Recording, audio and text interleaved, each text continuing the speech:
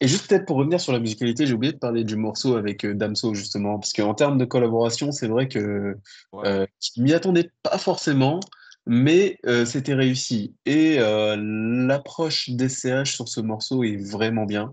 La prod déjà est magnifique et la façon qu'a eu SCH d'aborder le morceau là, je valide à 100%. C'est quelque chose de très maîtrisé.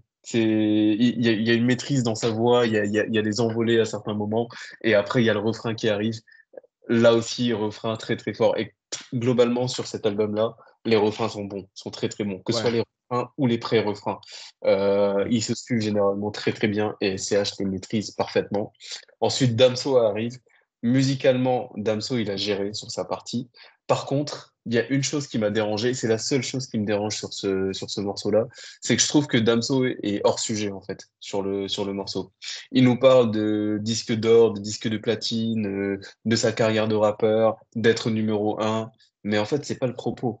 C'est pas le propos du projet là, en fait. Ok, SCH va parler de temps en temps de sa carrière, mais à chaque fois qu'il va le faire, ou en tout cas quasi à chaque fois, on peut raccrocher ça quand même aussi au personnage Julius. Ou en tout cas, il va le faire de façon subtile, etc. Mais pas juste dire, ouais, je suis disque de platine, ouais, les autres rappeurs, je sais pas quoi. Bon, voilà. Moi, j'avoue, c'est le seul truc qui m'a dérangé dans la prestation de Damso. Mais à côté de ça, grosse prestation quand même.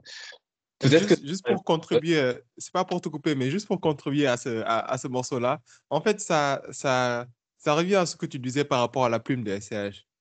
En fait, il est venu sur un thème précis par rapport à ce son, et Damso, il est venu en mode ego trip, en fait. Ouais. C'est comme si, en fait, il a écrit son couplet avant de savoir c'est de quoi va parler le son, en fait. Ou alors, il a pris un couplet et il a mis des trucs. Ça ressemble à ça, en fait. Il est venu en mode collaboration rap classique. Voilà, c'est ça, en fait. Et c'est plus ça, là. En fait, c'est pas dérangeant tant que ça, mais tu sens quand même la différence des deux couplets. En vrai, Ouais. tu vois, ça passe en fait, ça passe. Mais si on va plus loin, si on va plus loin dans l'exigence par rapport à lui, là où il en est en fait, son statut en tant que rappeur confirmé avec son public, etc. Normalement, il doit faire mieux en termes de texte, quoi. En termes de... Il est dans le truc, le flow, etc. Il fait un peu d'égo trip. Mais il aurait dû se coller au thème qu'on lui a donné. Il ne peut pas venir juste on lui donne une collaboration, on lui dit viens poser. Il ne peut pas juste venir sortir son bloc-notes et prendre un couplet ou prendre deux, trois phrases et les mettre. Non. Tu dois Et écrire en fonction de ce qu'on te demande de faire, en fait, en fonction du ouais, morceau qu'on te propose. C'est ça. tota- totalement. Mais Ouais, ouais. collaboration rap classique. Le Ouais. seul aspect où à la limite peut-être qu'on peut considérer, allez, qu'il est dans l'esprit de Julius, il est un petit peu revanchard dans son couplet. Il lance des pics à Booba notamment dans le couplet là. Euh, Ouais. il dit ouais, heureusement que t'as pas juré sur la vie de ta mère, ça aurait été gênant. Ou d'autres parties, voilà. Il répond à Booba sur certains aspects. Bon, voilà, c'est le côté, on va dire, c'est ce côté un peu guerrier, un peu, oui, un peu revanchard, un peu conflictuel, belliqueux. Sur Et, et, son- il a pas fini. En fait, je sais pas pourquoi, mais à chaque fois qu'il vient qu'on l'invite dans des albums, il en profite pour répondre à Booba ou lancer des pics.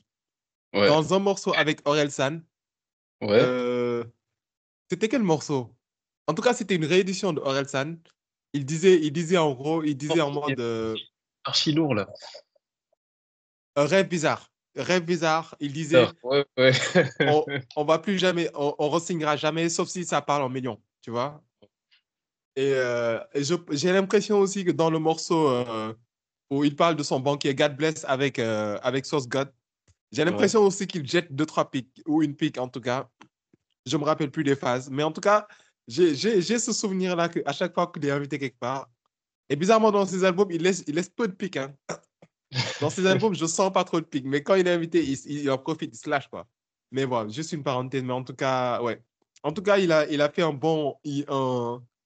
morceau, en fait, un couplet respectable, un couplet, tu vois, qui À passe. tout de même, Mais dommage plus qu'il n'ait pas collé au thème.